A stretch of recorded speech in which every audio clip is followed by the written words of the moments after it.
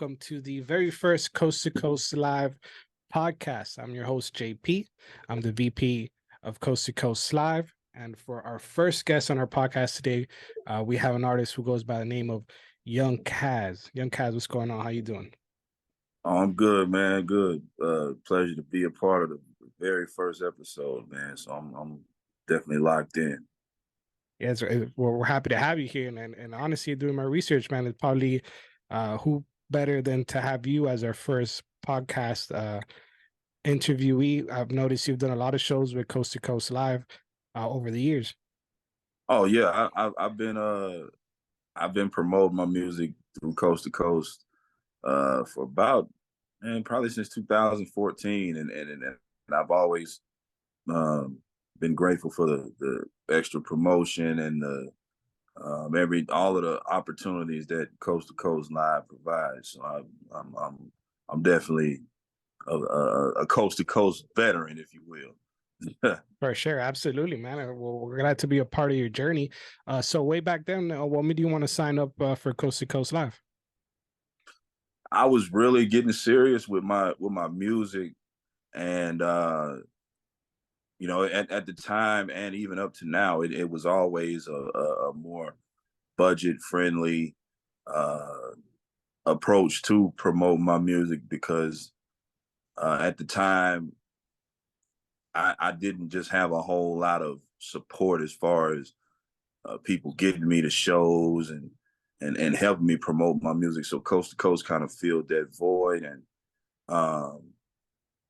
man, well, I've been rocking with them ever since. You know, even outside opportunities that have come along outside of Coast to Coast, I still always come back to Coast because that's part of how people really found out who I was and began following me. So That's what's up. So we started the podcast as a way to, shine a light on artists who have won our showcases. As you know, we do showcases all over the country, and you were one of our most recent winners in Dallas on May 17th. Talk to us a little bit about that and how that show went for you. Oh man, I've been performing. Well, I've been involved in music really just for as far as everything for about 20 years. So I'm not used. I'm used to the stage and being in front of people, and I've done a few direct to exec events and a few live performances in and outside of Coast to Coast Live. So I was always prepared to perform. It's really just the anxiety for me, just getting it over with.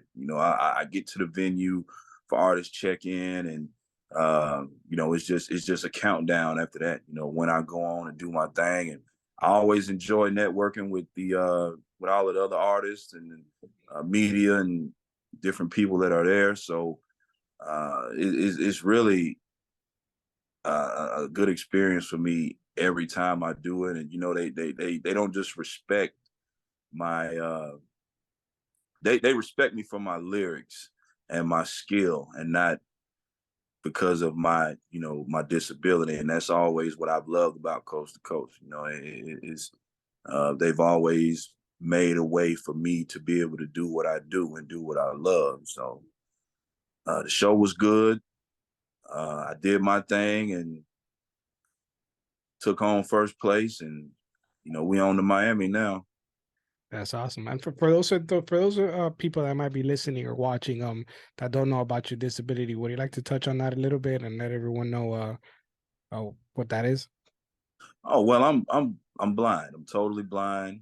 I was diagnosed with bilateral retinal blastoma at birth. Well, probably about 9 to 11 months after I was born. And at the time, the only way to basically cure the cancer that I had was to remove my original set of eyes. So I went through that process, and obviously I didn't let it get in the way of what I'm doing. And January 8th, 1989, I was declared cancer free.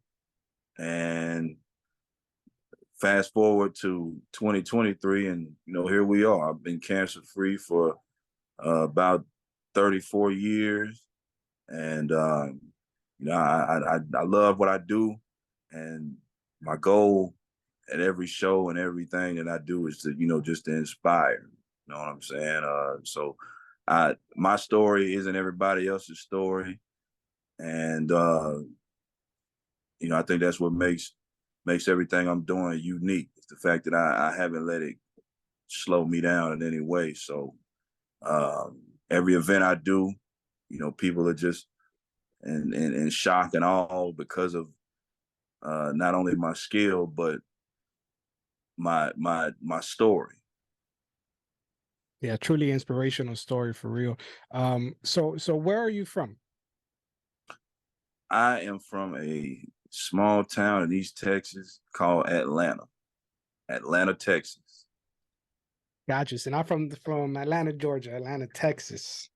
Atlanta, Texas. You know, and that's that's the crazy thing. Like a lot of people be like, you know, what you doing all the way down here? You know, and I'm like, I'm from here. You know, I'm like everywhere I go, people think I'm from Atlanta, Georgia, and they really don't ever believe there's an Atlanta, Texas until they look it up. Nice. So So what part of Texas is that from? Are you closer to like Dallas or Houston? yeah, I'm closer to Dallas, probably about 2 hours, 2.5, 3 hours away from Dallas, and um, probably about four hours from Houston. So how long have you been doing music? I've been doing music 20 years. 20 years. I started in band in the sixth grade, playing I played the trumpet. I realized the trumpet wasn't for me, man. You got to have a special set of lips to play the trumpet, man. So, Yeah, it's a uh, tough job. man, I Mhm. moved on to the baritone. And that's where I stuck. I stuck in as far as uh, instruments. I played the baritone for a while. I played jazz piano for a spell. I played the xylophone, the bass drum, but my main instrument was the baritone. That's what's up. So being from Texas, I'm sure that the music from Texas, that down south 30 screw type of music must have been a huge influence for you. Can you name some artists that have influenced you throughout your career? I've always been a big Slim Thug fan. Uh, let's see, Trey the Truth. I like Zero for what they have contributed. The you know Freestyle Kings, the from H Town, Charlie Boy. I grew up listening to a lot of that, and Chameleonaire, um, Scarface, of course. Those were like a lot of the artists I was listening to out of Texas, Lil Kiki, um, ESG, different cats like that. But it's crazy. I love all of those artists and all of their music, but none of my music is really just Texas based. Um, I was Yeah. born in Virginia Beach, Hmm. grew up listening to a lot of East Coast, West Coast stuff, so I gravitated more towards that, you know. And there's no disrespect to the screw music or nothing like that, but um, I feel like every genre, whether it be a subgenre or not, you know, has its time in music. And um, after a while, I just gravitated towards more of the more lyrical artists that I grew up listening to, and guys that I came across over the years. You know, the J. Coles of the world, and the Drakes, and Kendricks, and different guys like that. That was always more of my thing. And you know, taking it to the East Coast, it was Nas and um, you know, Jay-Z, 50, different guys like that who I listened to, who ended up influencing a lot of my music as far as, you know, how I deliver the punchlines and stuff like that. Fabulous, Lloyd Hmm. Banks, Jada Kiss. I listen to all of those cats. So Yeah, it all makes sense to me now because checking out your music, I did hear a lot of the East Coast boom bap type of influence in your music. So I thought, I wondered, you saying that you're from Richmond, it all kind of ties it together and why your music is so much more influence on the East Coast side of things. Yeah, yeah, definitely. For sure. So how many projects have you put out throughout your career? When was your first project? Doing some research, I noticed I came across an album from back in 2005 on Apple Music. Yeah, yeah, that was just kind of me getting my feet wet, stepping in the game with a couple of local cats from Atlanta. Um, we I did a collab album with another local cat from my city. His name's HB. He goes by Bone now. He had the song "Homegirl" out that was real popular for a while, and we did a collab album. And then I kind of did my own little project after that. Like I said, I was young, still kind of getting my feet wet and figuring things out. I was doing a lot of the production too, so um, yeah, that's kind of where I started at, and then I went on to work with another local guy. He had a company that was based in a small town not too far from Atlanta called Domino, and the name of the label was Domino Inc. And we did some work. We never put out anything as far as like via Apple Music or nothing like that, but that was just kind of another uh, stop for me along my journey. And salute to him and everybody who's been a part of anything that I've done. Uh, um, yeah, that's back in 2005 is 2004 2005 is when I really just got active vocally, you know what I'm saying, and started taking the lyrics seriously, and um, wanted to perfect my craft. So after all of that, just kind of me from there on out, I put out an album in 2019, which was the Visionary with No Vision project, Hmm. and that is out right now. Um, as I learned the game along the way, I just kind of started playing the DIY role. You know what I'm saying? Yeah. Just dropping music whenever I wanted to. I take a step back for a minute. I started my label, Braille Music Group, Hmm. not too long after I started doing the coast to coast live stuff. So, man, it really just all kind of tied into me being where I am right now. So you said you started in 2005. So and that's when you really started pushing and getting into the your music career. So what made you want to take that jump and get into the industry? I mean, once I realized how good at it I was, and how much people were just telling me, "Yo, man, you be spitting, this and that," and different people telling me different things about just how much they love what I do. That really just kind of propelled and made my decision easier for me to just keep doing it. I realized that people liked it, so I was just like, man, what else can I create? How far can I really go with this? And the more I done it, the more I loved it, and it became it consumed me Hmm. to just be better at everything I dropped. So, um, and once I realized that I could really go somewhere with I just kind of took off. That's what's up. So you mentioned your latest project, Visionary with No Vision. Talk to us a little bit about that project.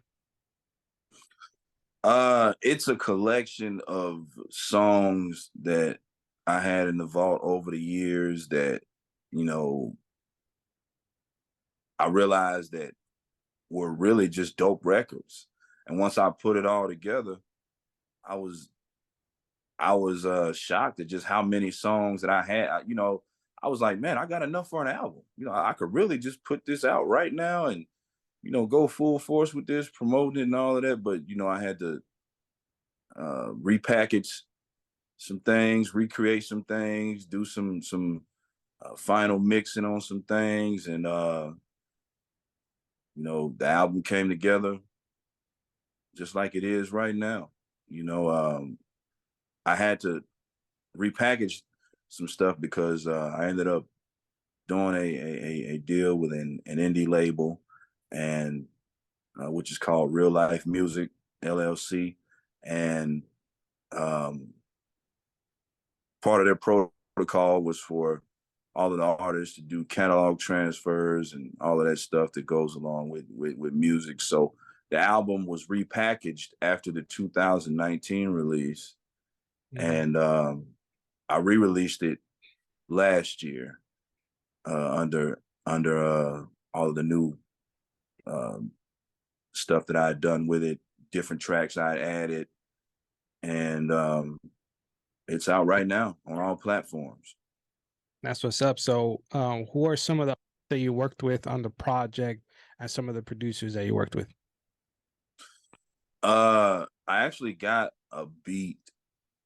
I obtained a beat a while back via a oh, what is it? Got instrumentals uh mixtape. It was an old Just Blaze beat, and I put that on the album. Name of that joint is "Can You Feel It." Um, Yondo is one of the producers on the album. He actually produced one of the hit singles. It's called Mhm. "Enough." He also produced another record on there called "Point of No Return." Be Young is on the album. He's another. A lot of the project was brought together by YouTube producers. That's what's Uh, up. so shout out to them.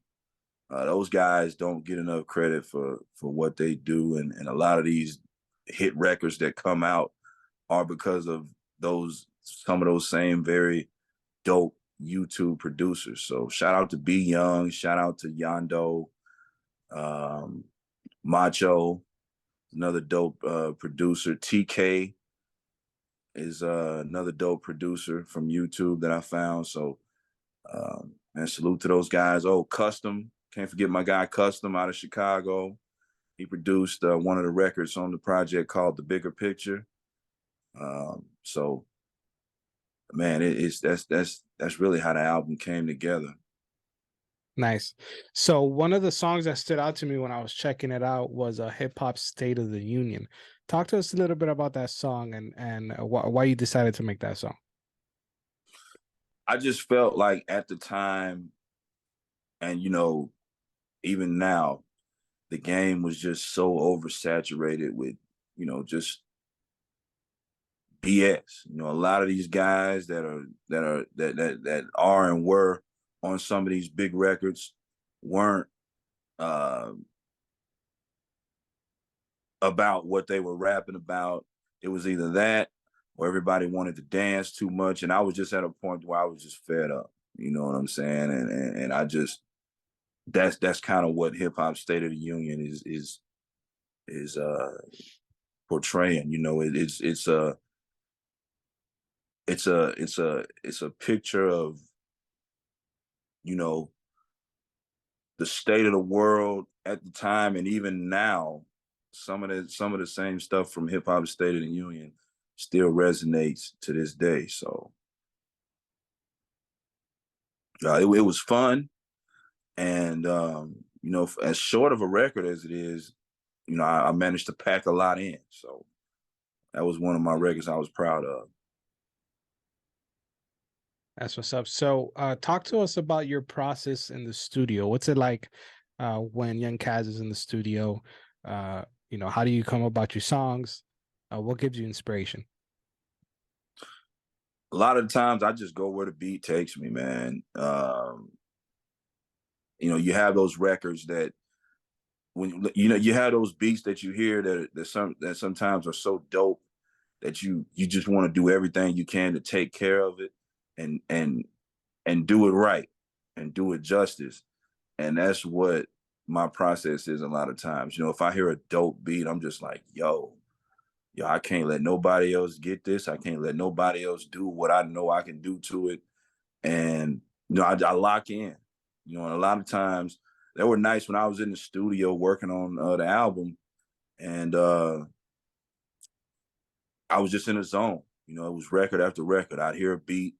You know, of course, the the the the trees are in full effect. You know, we smoking the good weed, and the vibes are good, and um, that that also contributes to, you know, some of my dope records just being elevated, and my mind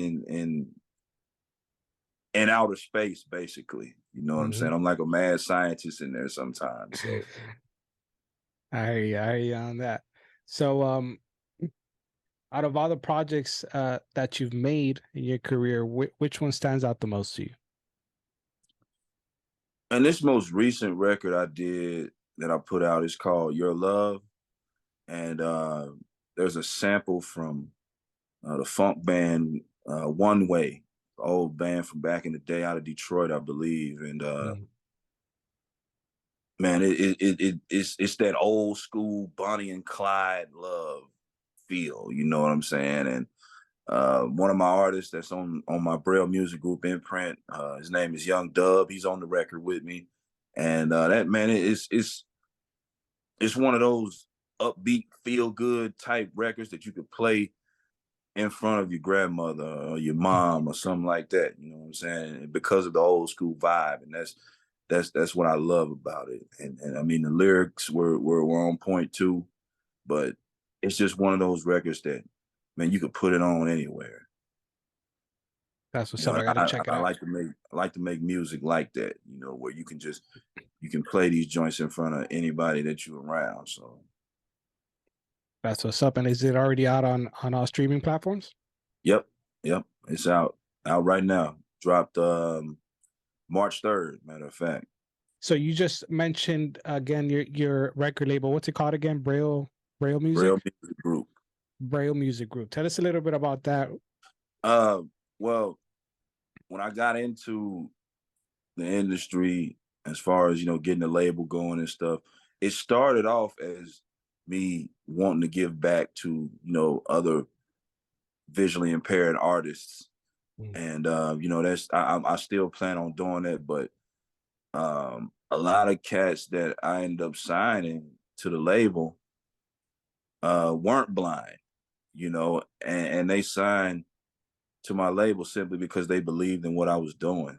You know what I'm Mm. saying? They believed in the mission and where we were trying to go. So I thank those guys. DR3, he's another artist. He's um, working on projects now. We got some new music on the way. Shout out to DR3. Shout out to Young Dub. Shout out to Jazze. She's a female artist of mine who's also on my imprint Braille Music Group. She's an R&B singer and a rapper. Um, and all of those people who I named were a part of my long term vision. And to this day, you know, we still do music, and you know, we still at it. So salute to them and everything that they got going on and are working on. And you know, we all still got the same thing in mind. You know, being right up there at the top together. And you know, the name came about, Braille Music Group. It came about simply because of um, the first word, Braille. You know, Hmm. Braille is something that, you know, you gotta feel, and that's how I feel about my music. You know what I'm saying? It's something that you can't necessarily just see, but you feel it. Mm. You know when you pick up a piece of paper and it's Braille on it, you got to feel it. Hmm. You know what I'm saying? And that's kind of what it all ties into. I like that. That's very unique right there. Speaking of your long-term future, what do you see for yourself, the artist Young Kazz, and for your record label, Big Braille Music Group? Oh man, I great things, great things. I mean, I noticed I've been doing this 20 years, so I know it's not an overnight thing, and it's something that I'm gonna stay at. Everybody's journey isn't your journey. Is what I've learned over the years, and you know, uh, I could do this for free, and I've been doing it for free. You know what I'm saying? It's the love for me, and of course, we want to be successful and everything we do, but really, I love music, and I would do it even if I never got a deal. You know what I'm Mhm. saying? Because I've accomplished so much already by just doing what I do. So, um, like I said, the ultimate goal is to be successful. But if I could, just keep doing what I'm doing and keep inspiring, I'd be good with that too. I hear you. I hear you. So, we spoke about the artists from the past that have influenced you. Which artists from this generation, do you like? Do you like to listen to? Are there any artists that you might look forward to working with in the future?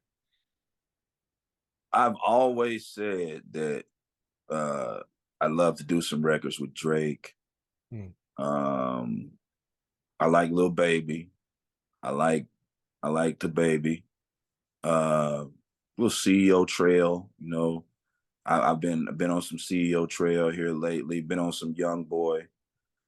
Uh, a lot of those cats, uh, especially the younger guys, are really just they especially guys like Young Boy whose fan base is just crazy. You know, Hmm. um,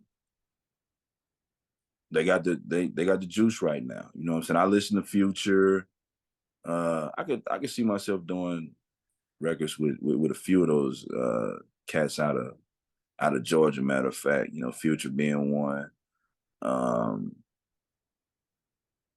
J. Cole, Kendrick, guys I named earlier. I really see myself doing records with them in the future. Jada, Kiss, Fabulous. I'd love to get on some legendary New York shit too, like with those guys. So, um, man, I mean, I'm always open to collabing with really just about anybody if it's beneficial. That's what's up. So, if anybody out there wanted to collab with you, how can they reach out to you? Oh man, I do have an email that I conduct all my booking and stuff up under. Well, two actually. Um, IG. I'm always up for collabs, but those emails, youngkaz87 at gmail.com, book youngkaz at hotmail.com. Those are two of the easiest ways to reach me, like I said, as well as Instagram, Facebook. Um, if you tap in, we exchange numbers and move the process on further like that too. So, and I'm always ready and willing to work. So, I mean, it is what it is. Nice. And what do you have any other upcoming projects coming up? Can we be expecting an album for you? Any more collaborations with your music group? Yeah, yeah. I just recently put out the Under Pressure video via Coast to Coast. Um, Under Pressure is currently spinning on Coast to Coast FM right now, and will be the next record up. So, Under Pressure is dropping end of this month, early next month. So that's the next project. Another album is in the works too, and I'll probably have another album done end of this year, probably drop it next year. And the name of the album is Eye of the Beholder. And like I said, that's probably early mid next year is probably when that's dropping. So for now, probably still gonna be doing features, pulling other stuff from the catalog because when I do the album, I want it to be a whole brand new thing. So Eye of Nice. the Beholder dropping next year. Other than that, the sky's the limit right now as far as everything. So Sounds good. So you are the first place winner in Dallas. That means you're going to Miami to compete in the championship uh for the 50. Okay, what can we expect from you down in Miami? Oh man, expect everything that you've ever seen me do at any other coast to coast show and some. I'm gonna be extra amped, gonna be extra motivated, and I'm looking forward to it. I'm really looking forward to it. 50,000 reasons why uh, things are just gonna be at a more intense level, and I'm looking forward to competing with those guys and networking, and expanding my brand as well. Absolutely. So for those that those artists that might be watching, that might be signing up for Coast to Coast, they've been on the fence about it. They're thinking about it. They might have heard some things, and it's kind of holding them back. What advice do you got for those artists that are thinking about performing at Coast to Coast Live? I mean, you gotta invest in yourself. You got to, and you consider Coast to Coast Live an investment, because the people that are telling you not to invest are those same people who are not showing up at your shows and are not sharing your music and are not a part of nothing you trying to do. And that was, it's crazy that that's one of the questions that you asked, because even in the beginning, when I was doing Coast to Coast, everybody was like, man, don't be paying all that money. It's a scam. They ain't doing nothing. They ain't blowing nobody up. You know what I'm saying? And then I do a Coast to Coast Live show, and I see an artist who had a hit record out at the time as a featured performer at a Coast to Coast Live show. So I'm like, well, so much for it being trash, because here this guy is who had a hit record, and he's in the same building as I am. You know what I'm saying? So it's you got to invest in yourself, whether it's coast to coast or not. Don't let anybody who isn't investing in you tell you how to invest in your career. It's definitely worth it.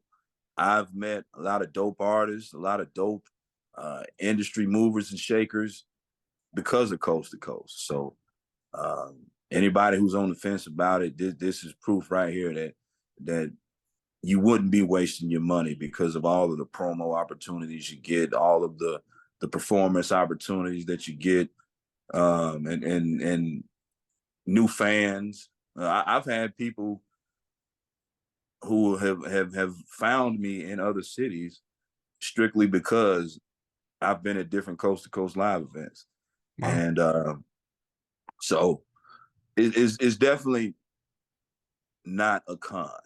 If you want to elevate and be in the places that you need to be seen, Coast to Coast is definitely an option to help do that, and take your career to the next level. Oh, well said. Well said. Um, so where else can we expect you performing at? So we know you've performed in Houston, you performed in Dallas. Can we expect any future performances from you in different cities? Oh, for sure, definitely. I am looking forward to rocking out in cities and other markets that I haven't been to. So any other market that I haven't been to, Young Kazz is coming. Absolutely. That's what's up. Well, with that being said, I think we're about to wrap up our interview, man. But young Kaz, thank you very much for joining us today and being our first interview on the podcast. Oh, no doubt, man. Thank you. Thanks again. Thanks to everybody at Coast to Coast Live for, just this whole platform, for everything y'all do.